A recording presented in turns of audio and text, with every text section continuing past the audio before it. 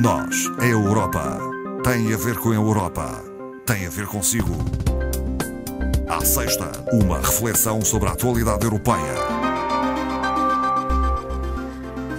Nós, a Europa, com Pedro Valente da Silva, chefe do Gabinete do Parlamento Europeu em Portugal. Boa tarde. Boa tarde, muito obrigado pelo vosso convite. Bem-vindo a esta emissão em que falamos habitualmente da União Europeia, da atualidade. Pedro Valente Silva está na Madeira para participar num evento no âmbito da Conferência sobre o Futuro da Europa, evento que decorreu esta manhã e que abordou questões tão diversas como turismo, educação, cultura, juventude e desporto. O que lhe pergunto, Pedro Valente da Silva, é se esta conferência sobre o futuro da Europa tem resultado no sentido de aproximar os cidadãos aos grandes temas da União Europeia. Muito bem, obrigado pela sua pergunta. Sim, este é um exercício completamente inovador, é um exercício que decorre a uma escala pan-europeia e a uma escala também de eventos nacionais. No fundo, o objetivo, toda a ideia de fazer um mecanismo que não fosse de mera auscultação, mas em que se permitissem que os cidadãos europeus se pronunciassem sobre as questões que mais os preocupam, já é um exercício de certa medida, foi pensado logo após as últimas eleições europeias, tanto que foram, enfim, nem há 3 anos foram e parece que já foram há uma eternidade. E, no fundo, estavam ligadas a todo um conjunto quase de datas simbólicas, porque em 2020, enfim, celebramos os 75 anos do final da Segunda Guerra Mundial, os 70 anos da Declaração Schuman, não é? Portanto, de certa medida, o pai inspirador, o pai espiritual da União Europeia. E também estaríamos ali mais ou menos sensivelmente, 10 anos após a entrada em vigor do Tratado de Lisboa e, portanto, tinha-se já um pouco a ideia de que o próprio desenho, as próprias políticas, o próprio desenho, a arquitetura institucional da União Europeia, portanto estávamos a falar ainda num tempo pré-pandemia, de certa medida já não davam resposta a todo um conjunto de situações que preocupavam os europeus. E também usando um pouco, fazendo um pouco uso de uma convicção que é transversal à maior parte dos regimes democráticos e aos regimes, deste caso, dos Estados-membros, aos sistemas dos Estados-membros, que é cada vez mais para além do exercício regular do direito de voto, que de facto é a emanação suprema da democracia e da liberdade e da igualdade entre os cidadãos, foram sendo criados porque nós conhecemos todo um conjunto de institutos que vêm, de certa medida, complementar o plebiscito, digamos assim. Nós temos, quer dizer, obviamente isto depende de Estado-membro para Estado-membro, há Estados-membros que recorrem frequentemente a referendos, por exemplo, que nem sempre, por vezes até não são referendos nacionais, são referendos regionais, locais, mas também temos, por exemplo, uma figura que existe já em muitos municípios em Portugal, que é a chamada figura dos orçamentos participativos, em que as pessoas são chamadas a dar a sua opinião sobre a afetação dos recursos financeiros dos municípios. Ou seja, a ideia não era substituir o sistema tradicional de democracia representativa, ou seja, a democracia em que os deputados servem como mediadores entre os cidadãos e outros órgãos do poder, mas permitir que os cidadãos também possam regularmente emitir a sua opinião. A própria União Europeia promove a auscultação através... Exatamente, mas aqui a ideia e aquilo que tem vindo a ser feito é mais do que isso, ou seja, não é uma mera auscultação, porque já existiam instrumentos que o faziam, mas era permitir que os cidadãos europeus, em pé de igualdade com titulares de cargos públicos, sejam eles deputados europeus, deputados aos Parlamentos Nacionais, portanto, membros do Conselho da União Europeia, comissários, estivessem em pé de igualdade e, portanto, pudessem discutir e transmitir as suas opiniões. Para isso criou-se, então, esta figura da Conferência sobre o Futuro da Europa, que tem painéis pan-europeus, foram criados 4 painéis, cada um deles com 200 cidadãos europeus, que foram selecionados aleatoriamente, e de modo a garantir que haja uma distribuição não apenas por nacionalidades, e o critério que se usou é mais ou menos o critério do Parlamento Europeu, ou seja, os Estados-membros estão todos representados, os que têm mais cidadãos acabam por ter menor representação, e os que têm menos população até acabam por ter uma população maior, porque isso explica, por exemplo, que se nós utilizássemos um critério puramente proporcional, Estados como Luxemburgo, Malta, Chipre não teriam sequer 6 deputados ao Parlamento Europeu. Portanto, aqui há para além dessa necessidade de haver em cada um destes painéis de 200 cidadãos, de haver uma distribuição por nacionalidade, por género, por exemplo, em cada Estado-membro tem que ter um representante, um cidadão que seja, tem que haver pelo menos um homem e uma mulher. Um terço dos representantes tem que ter a idade entre os 16 e os 25 anos e pretendeu-se também, jovens neste caso, e pretendeu-se também que viessem de condições ou de situações socioeconómicas diferentes, ou seja, portanto, que fosse o mais abrangente possível, que não fossem só pessoas das principais cidades. Portanto, foi feito aqui um exercício de seleção aleatório. O que aconteceu? Esses painéis europeus reuniram, portanto, tiveram cada um destes painéis, que tinham, enfim, vários temas, reuniram 3 vezes e acabaram por, dentro das discussões, apresentar aquilo que nós chamamos as recomendações ao plenário da Conferência. O plenário da Conferência é um órgão que tem uma composição muito extensa, são 449 membros, dos quais nós temos 108 deputados europeus, portanto uma componente de parlamentares europeus, temos 108 deputados dos parlamentos nacionais, temos 54 representantes do Conselho Europeu, ou seja, nós temos 27 Estados-membros, portanto cada Estado-membro indica 2 representantes, cada governo tem 2 representantes. Temos 3 comissários e temos, lá está, também os 108 cidadãos europeus. Como é que chegamos a estes 108? São 20 de cada... São, portanto, 80 que vêm dos painéis de cidadãos europeus, 20 de cada painel, mais 27 cidadãos de cada um dos Estados-membros escolhidos em função da participação de cidadãos nos painéis nacionais, e depois ainda temos mais um para prefazer os 108, que é, neste caso, a Presidente do Fórum Europeu da Juventude. Nesta composição de 108 cidadãos também tem que ser respeitada o equilíbrio de género e também um terço tem de ser, portanto, jovens entre os 16 e os 25 anos. E esta gente é chamada a partilhar as suas ideias sobre o futuro, particularmente. Exatamente. Isso. E nós, neste momento, estamos numa fase em que o plenário da Conferência, aliás, que está reunido hoje e reunirá também amanhã em Estrasburgo, está já a analisar as contribuições que são apresentadas por estes painéis. Portanto, estão a discutir as propostas que estes painéis fizeram, porque cada painel tem também, digamos, nestes 80 tem porta-vozes, digamos assim, e eles estão todo este universo de pessoas está a discutir portanto, quer estas recomendações dos painéis, quer aquelas contribuições que têm vindo a ter lugar através da plataforma digital que foi criada. Ou seja, há uma plataforma digital em que qualquer cidadão pode emitir a sua opinião sobre estes temas, pode pode comentar outras opiniões e, portanto, tudo isto são, digamos assim, matéria-prima que está a ser analisada neste plenário. E vai querer-se, no fundo, que disso resulte ações concretas. Exatamente. Não é? Ou seja, nós temos esta plenária hoje e amanhã e vamos ter uma próxima plenária no dia 8 e 9 de abril e, portanto, na próxima plenária terão que ser... a plenária vai emitir as suas recomendações ao Conselho Executivo da Conferência. O Conselho Executivo é composto, portanto, por um representante do Parlamento Europeu, que é o deputado Guy Verhofstadt, por um representante da Presidência do Conselho Europeu em exercício, que neste momento cabe à França, e uma vice-presidente da Comissão Europeia. Portanto, o plenário vai apresentar as suas recomendações ao Conselho e depois o Conselho Executivo, em estreita colaboração com o plenário, vai emitir um relatório. Vai produzir um relatório, melhor dizendo.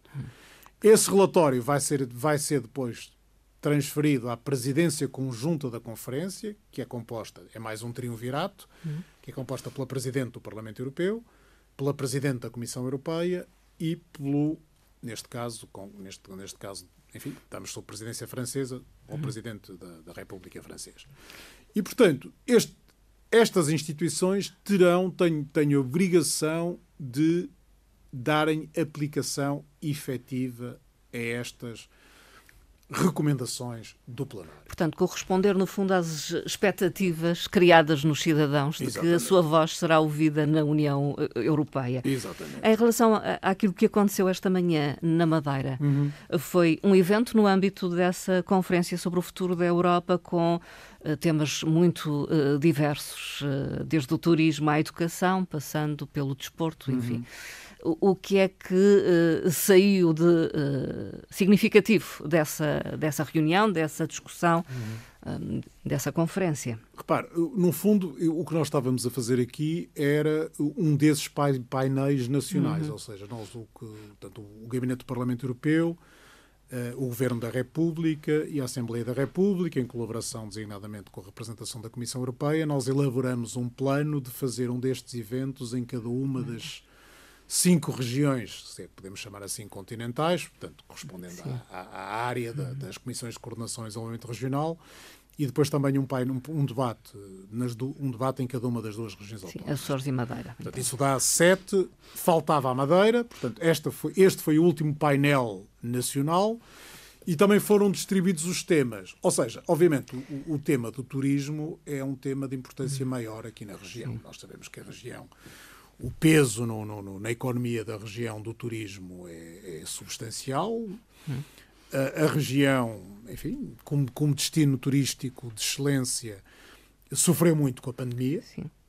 Aliás, como a Europa, enfim, é uma região... No seu global, sim. A Europa, sim, também, aliás, porque a Europa recebe muitos turistas, mas a Madeira, como um dos destinos turísticos portugueses mais procurados, obviamente teve um impacto muito grande na economia regional. E, portanto, o que foram discutidos aqui, o que é que, designadamente, a União Europeia pode fazer ou o que tem vindo a fazer para promover no fundo, numa primeira fase, para minimizar as perdas do setor e numa segunda fase para relançar o setor. E, obviamente, enfim, foram feitas algumas avaliações positivas, mas também foram feitas algumas avaliações menos positivas, designadamente numa primeira fase, uma certa demora na resposta, toda a questão que nós sabemos sobre os certificados de vacinação, a necessidade ou não de fazer testes. Portanto, houve uma primeira fase em que, de certo modo, cada Estado-membro tinha uma política, enfim, muitas vezes não harmonizada até com Estados vizinhos. Sim, e, obviamente, tudo isso implica uma questão muito complicada em termos de deslocação das pessoas. Também os próprios apoios, né? Nós temos a famosa, enfim, o Plano de Recuperação e Resiliência, que vem daquele grande bolo do plano europeu, portanto, que é conhecido como Next Generation, portanto, nova geração, e no fundo, portanto, também foi discutido um pouco se, por exemplo, se o plano nacional será o mais adequado em função das necessidades e do grande peso que o turismo tem, não apenas na economia regional, mas na economia portuguesa no seu todo. De qualquer forma, é tido como um instrumento importante. Não, sem dúvida, repare.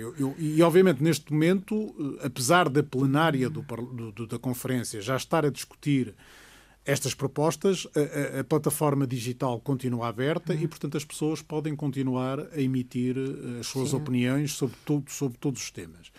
Obviamente, o tema da educação também foi abordado e outros temas que têm muito a ver com isto, designadamente se o sistema educativo português corresponde ou está mais ou menos adaptado às necessidades que hoje em dia existem em termos, por exemplo, de formação das pessoas que saem, não apenas das universidades ou dos politécnicos, mas das próprias escolas secundárias. Portanto, se não há aqui uma espécie de dificuldade em que essas pessoas sejam facilmente absorvidas pelo mercado de trabalho. Obviamente a questão do Erasmus também foi abordada, neste caso como exemplo muito positivo da integração europeia.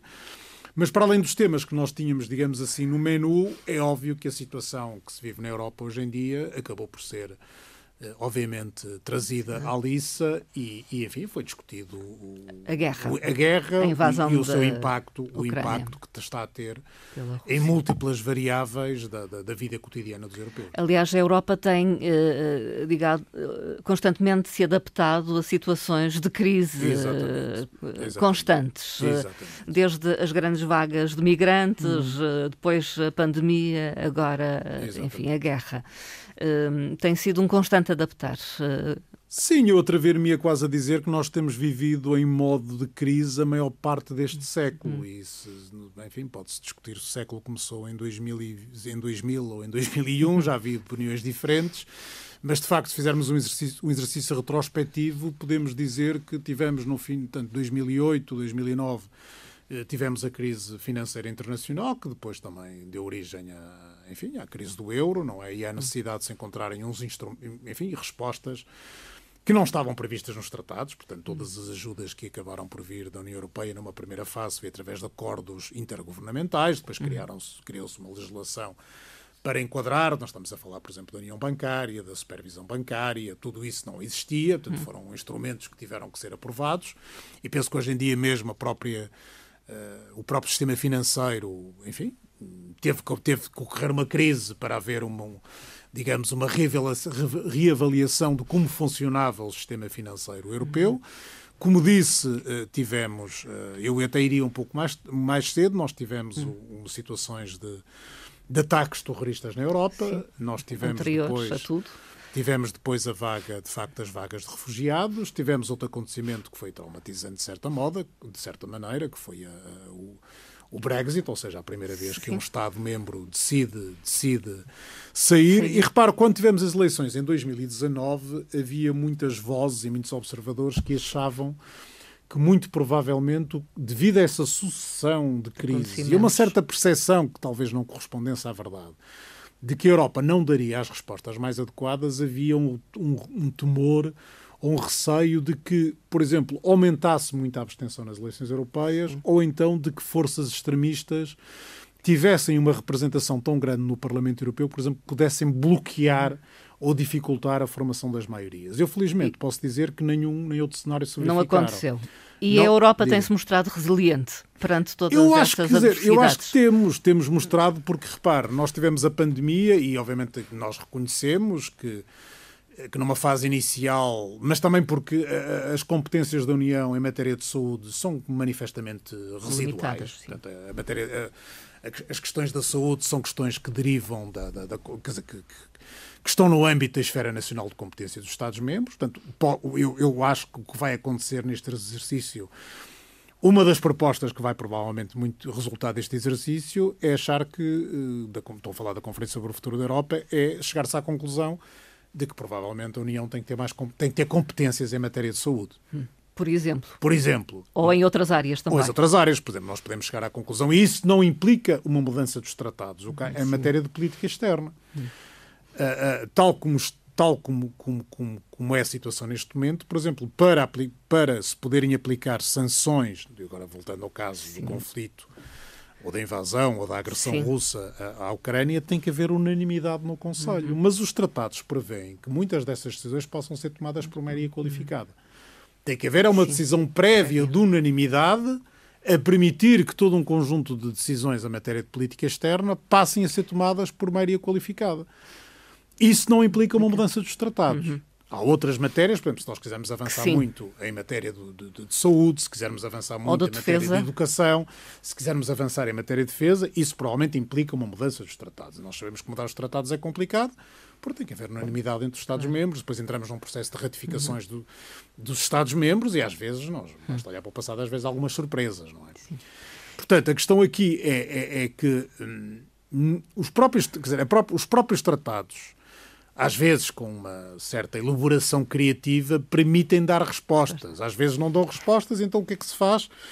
Criam-se instrumentos paralelos recorrendo à figura dos tratados e dos acordos internacionais. Não é o ideal, porque aí eu digo que não é ideal, puxando um pouco as vestes de funcionário do Parlamento Europeu, porque isso fica à margem, por exemplo, do escrutínio do Parlamento Europeu. Portanto, é um sistema clássico. Debate, digamos, e o Parlamento Europeu aí não tem grandes poderes. Quer dizer, não tem poderes legislativos. Portanto, enquanto isso não for transposto para a União, aí o Parlamento Europeu não é co-legislador. Isso aconteceu muito com a resposta à crise económica e financeira, em que muitos dos instrumentos que foram adotados, o Parlamento Europeu não era co-legislador, apenas tinha era consultado, dava o seu parecer, e obviamente isso não tem o mesmo peso, como nós sabemos. Pedro Valente da Silva, vamos terminar, talvez falando da questão do Plano de Recuperação e Resiliência e das apostas setoriais. Serão as acertadas e tendo em conta o momento que vivemos até, a inovação digital, transição energética? Repare, eu acho que tudo isso é incontornável, ou seja, nós na União Europeia já há bastante tempo que, enfim, que de certa medida se sabia que teria-se para a Europa, enfim, ter futuro, ou de continuar a ser um parceiro com peso na cena internacional, tem que dar um certo salto. Ou seja, tem que acompanhar a mudança. E onde é que a Europa é competitiva? Ou melhor, é competitiva em alguns setores mais do que noutros. É precisamente em indústrias de ponta, mas estamos a correr riscos, e em alguns setores já se verifica, de perdermos a vanguarda, designadamente em matéria digital. Ou seja, onde nós estamos muito na vanguarda, mas obviamente isso depois tem impacto económico nas questões ambientais. E obviamente às vezes há aí uma certa discussão se a Europa devia avançar tão rapidamente, uma vez que outros parceiros, ou melhor, que outras potências, se quisermos dizer assim, que às vezes são aliados da Europa numas questões, às vezes noutras não, obviamente cada um tem os seus interesses. É sempre aquela questão se nós não estamos obviamente, a fazer algo que todos os países, todos os blocos vão ter de fazer, mas às tantas a uma velocidade mais rápida do que outros o fazem. Mas aí também nós costumamos usar a expressão de guiar pelo exemplo, não é? E a Europa gosta de guiar pelo exemplo. A questão que se coloca aqui, quer dizer, pode haver agora uma certa tentação na sequência da... Dar uns passos atrás, digamos. Eu penso que vai ser difícil, quer dizer, pode haver talvez uns reajustes, mas eu acho que todos nós chegamos à conclusão de que, de facto, as famosas transição digital e transição verde são incontornáveis. Ou seja, nós não podemos agora voltar a... Enfim, neste momento há problemas relativamente à energia, há desafios energéticos, mas não parece que vamos voltar todos a viver de centrais de carvão, não é? Quer dizer, enfim, às tantas pode-se, eventualmente, embora eu penso que o Parlamento Europeu aí não estará muito inclinado, talvez tentar reponderar um pouco o ritmo dessa transição. Eu penso que a transição será incontornável, a digital... Eu penso que o digital está em todo avançará, lado. Não é? Penso que... E mesmo a transição ecológica, eu vejo com dificuldade que ela veio... Quer dizer, eu acho que ela não vai ser posta em causa porque nós queremos que haja futuro para os europeus, não é? E a poluição não tem fronteiras, não é? Portanto, agora, poderá haver algumas vozes a manifestar que, tendo em conta o impacto desta guerra, designadamente no fornecimento de matérias-primas, no fornecimento de energia, que tente eventualmente, talvez, não digo abandonar, parece-me que isto está completamente fora de questão, mas talvez diminuir um pouco a velocidade. Agora, uma coisa quer dizer, pode-se exprimir esses pontos de vista, a questão é depois ver se as instituições europeias estarão de acordo. Eu penso que haver movimentações nesse sentido viriam a partir de um ou outro Estado-membro. Mas, obviamente, depois, enfim, o Conselho não decide as coisas sozinho, não é? Portanto, depois temos o Parlamento Europeu, que nessas matérias é co-legislador, em grande parte, e o Parlamento Europeu tem sido sempre muito paladino, por exemplo, quando houve a questão dos objetivos de neutralidade carbónica, o Parlamento Europeu tomou uma posição muito mais ambiciosa do que a proposta inicial da Comissão e a Comissão acabou depois por ir ao encontro da proposta do Parlamento Europeu. Portanto, eu estou a ver com dificuldade que matérias que dependam da codecisão do Parlamento Europeu, e hoje em dia são a esmagadora maioria, em que possa haver recuos. Quer dizer, a menos que, enfim, que nos venhamos a deparar daqui a algum tempo com uma situação ainda mais dramática do que aquela que vivemos. Mas parece-me difícil. Parece muito difícil porque, quer dizer, o diagnóstico está feito há muito tempo. São tempos desafiantes, para terminar. São uma seguramente mensagem tempos desafiantes, mas repare, final. eu costumo dizer que, enfim, eu vou por fazer 55 anos neste ano de graça de Deus, 2022, e eu atrever-me a dizer que a palavra que eu ouvi mais vezes na minha vida foi crise, porque eu ainda me lembro quando houve grande parte dos nossos ouvintes mais jovens, isto provavelmente não lhes dirá grande coisa, mas eu ainda me lembro da crise do petróleo de 1973. Portanto, tenho uma vaga memória. Uma vaga memória de ir com o meu pai, abastecer o carro e haver filas nas bombas de gasolina. E também me lembro que a intervenção enfim, a última intervenção nós tivemos, chamámos-lhe a Troika, porque era, portanto, a Comissão Europeia, o Banco Central Europeu e o FMI. Mas em democracia já tivemos 2 ajudas externas financeiras do FMI antes desta. Portanto, esta foi a terceira. Ou seja, a palavra crise, ela anda sempre por aí. Agora, eu mantenho esperança de que esta crise ou esta sucessão de crises não acabaram com a União Europeia, pelo contrário, obrigaram a União Europeia sempre a dar passos no sentido de dar resposta, às vezes algo incompreendidos, porque a União Europeia é acusada de lentidão, mas eu diria que a lentidão faz parte do sistema democrático europeu. Sim, é um processo. É um processo que tem 27 Estados-membros. Nós não vivemos em regimes em que, enfim, alguém decide uma coisa e, passado 5 minutos, está executada, não é? Não é o sistema democrático europeu. Pedro Valente da Silva, muito obrigada por ter estado esta tarde. Foi um prazer e foi um prazer também voltar a estar aqui na Madeira, quase ao fim de 3 anos.